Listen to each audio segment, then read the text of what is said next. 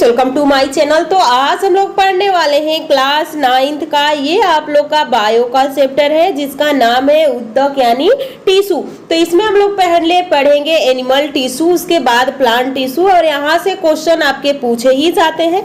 तो चलिए हम लोग अपनी वीडियो को स्टार्ट करते हैं। ये फ्लो चार्ट चाहे तो अपने जो जहाँ से स्टार्ट कर रहे हैं नोट्स बनाना वहाँ पे जरूर लिखिएगा। तो चलिए हम लोग स्टार्ट करते हैं। आखिर उत्तक होता क्या है, उत्तक हम किसे कहते हैं? तो अगर आपने सेल चैप्टर पढ़ लिए हैं तो आपको ये बहुत समझ में आ चुका होगा कि उत्तक होता क्या है, लेकिन चलिए हम लोग बिल्कुल बेसिक से पढ़ने वाले हैं। तो देखिए उत्तक क्या होता है। जैसे कि सेल, हमारी शरीर किससे मिलके बनी है? सेल से मिलके बनी यानी कोशिका से मिलके बना हुआ है।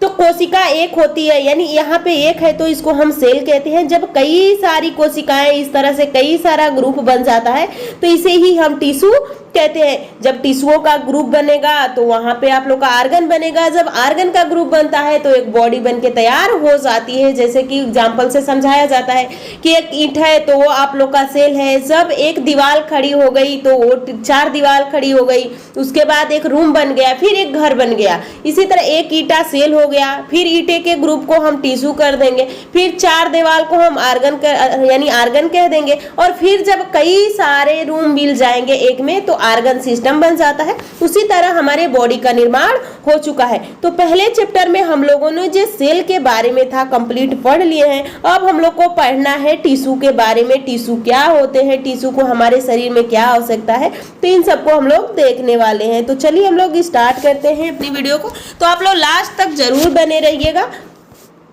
तो पहले हम लोग पढ़ने वाले हैं। देखिए यहाँ पे क्या कहा गया है उत्तक के बारे में। नहीं तो उत्तक की परिभाषा होती है यानी एक कोशिकाओं के समूह जो उद्गम एवं कार्य दृष्टि सामान्य होता है उसे हम उत्तक कहते हैं। यानी ऐसी कोशिकाओं का समूह। बुक की लैंग्वेज थोड़ी सी आप लोग को कठिन लगेगी, लेकिन अगर नोट्स बना रहे हैं तो जो मैं बोल रहे हैं उसको भी लिख सकते हैं या ये इससे लिख सकते हैं। तो एक प्रकार की कोशिकाओं के समूह को जिसकी उत्पत्ति और कार्य समान हो उसे ही हम टिश्यू यानी उत्तक कहते हैं। यानी उत्तक के यानी जैसे हम कोशिका के अध्ययन को क्या कहते हैं? साइटोलॉजी। उसी तरह टिश्यू के अध्ययन यानी उत्तक के अध्ययन को हम लोग कहते हैं हिस्टोलॉजी। यहाँ पे देखिए एक कोशिकीय जीवों में सामान्यतः एक ही कोशिका के अंदर सभी महत्वपूर्ण क्रियाएं संपन्न हो जाती है। जैसे अमीबा है तो अमीबा को एक कोशिकीय है, उसको पाचन, श्वसन, उत्सर्जन या कोई भी कार्य करना हो तो एक कोशिका से कर लेगा। लेकिन अगर हम लोग हैं, जैसे हम लोग बहुकोशिकीय हैं, तो हम लोग का पाचन अलग है, उत्सर्जन अलग है, रिस्पिरेशन अलग है, परिसंचरण तंत्र अलग है।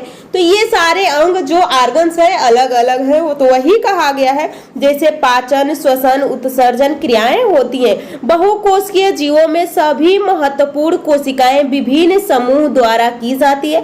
कोशिकाओं का विशेष समूह जो संरचनात्मक, क्रियात्मक उत्पत्ति में समान होते हैं उत्तक कहलाते हैं। यानी कोशिकाओं का ऐसा समूह जो संरचना और कार्य में समान हो यानी उसकी उत्पत्ति समान हुई हो तो उसे हम कहते हैं उत्तक। यहाँ पे आप देखिए ये फ्लोर चार्ट है जो कि आपको याद होना चाहिए। तो देखिए यहाँ पे हम लोग पहले पढ़ने वाले हैं प्लांट यानी प्लांट टिश्यू। इसको आप बोल सकते हैं प्लांट टिश्यू।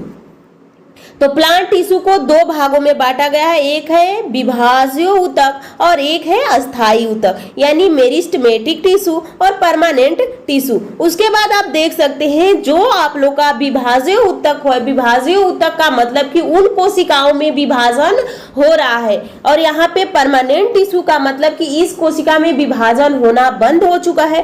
फिर इसको 3 भागों में बांटा गया है, शीर्ष विभाज्य उत्तक, पार्श्वी विभाज्य उत्तक, अंतर्वेष्टि विभाज्य उत्तक, apical meristematic tissue, lateral meristematic tissue, intercalary meristematic tissue. इसको आप एक समझ। जैसे शीर्ष विभाज्य उत्तक, जैसे आप दातुन को तोड़ते हैं तो जो उसके शीर्ष से जोड़ते हैं, फिर उस जगह को बनाने के लिए जैसे पौधे के ऊपरी सिरे और उसके जो रूट है उसके ऊपरी सिरे में यानी रूट में और प्लांट के ऊपरी सिरों में कौन सा विभाजन होता है? शीर्ष विभाज्य उत्तक होता है। पार्श्वी विभाज्य उत्तक, जैसे ये पेड़ है, अब ये पेड़ धीरे धीरे मोटा होना यानी इसकी परिधि बढ़ती है तो ये पार्श्वी के कारण बढ़ती है। अंतर्वेष्टि विभाज्य उत्तक, जैसे यहाँ से एक तना निकला है, यहाँ से निकले तो इस बीच के भाग को हम अंतर्वेष्टि विभाज्य उत्तक कहते हैं। बीच में ये विभाजन करता है। जैसे घास हो जाता है, घास को आप काट देते हैं, फिर फिर वहीं से वो पनप लेता है, यानी वहीं से फिर वो बड़ा होने लगता है, तो उसमें अंतर्वेष्टि विभाज्य ऊतक होता है। चलिए अब इधर हम लोग देखते हैं जो अस्थायी ऊतक है, ये भी आप लोग का सरल अस्थायी ऊतक और जटिल अस्थायी ऊतक दो भागों में बांटा गया है। तो यहाँ पे देख सकते हैं जो यहाँ पे है, एक तो सरल हो जाता है, यहाँ पे एक सरल है और एक यहाँ पे जटिल है। तो सरल में आपका आ जाता है पेरेनकाइमा, कोलेनकाइमा, स्क्लेरेनकाइमा, मृदु ऊतक, स्थूलकुड़ ऊतक, दृढ़ ऊतक।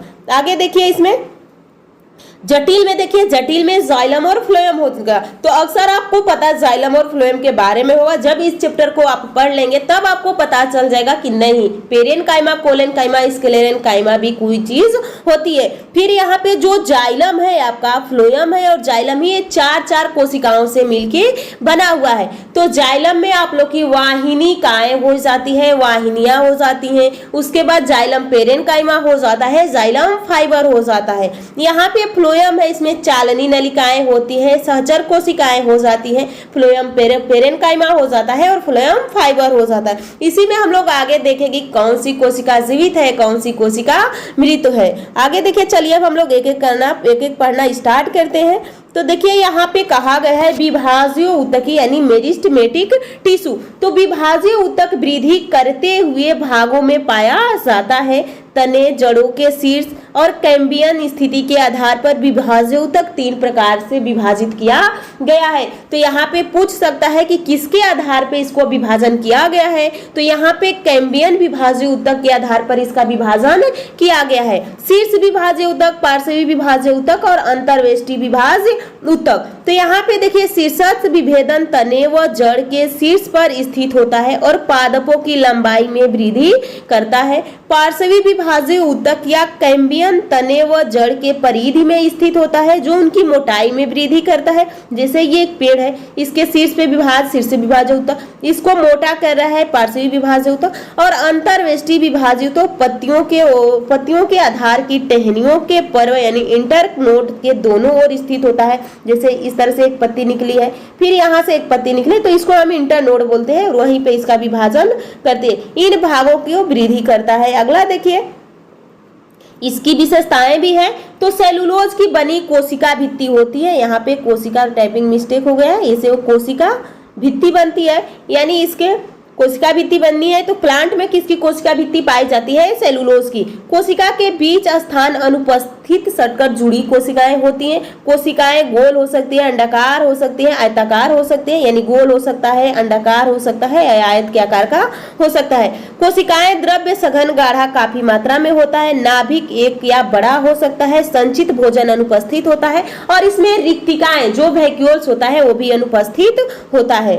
यहाँ पे देखिए इसका कार्य क्या होता है। तो यहाँ पे आप देख सकते हैं, यहाँ पे प्लांट आपको दिखाया गया है। तो लगातार विभाजन होकर नई कोशिकाएं पैदा करता है और पादपों की लंबाई चौड़ाई में वृद्धि करता है। तो देखिए ये एपिकल यानी शीर्ष विभाज्य ऊतक यहाँ पे हो रहा है। ये जो बीच में पाया जाता है, यहीं से तना निकलता है। देखिए यहाँ से, यहीं से तना निकलता है। इसे ही इंटरकैलरी मेरिस्टेमेटिक टिश्यू कहते हैं। यहाँ पे जो इसका परिधि को बढ़ा रहा है, इसको लेटरल मेरिस्टेमेटिक यानी पार्श्वी विभाज्य ऊतक कहते हैं। तो चलिए ये आप लोग का ये था। अब हम लोग को पढ़ना है अस्थायी ऊतक, परमानेंट टिश्यू। तो नेक्स्ट वीडियो में हम लोग पढ़ेंगे परमानेंट टिश्यू के बारे में। तो आप लोग कमेंट करके जरूर बताइएगा कि आप लोग को क्लास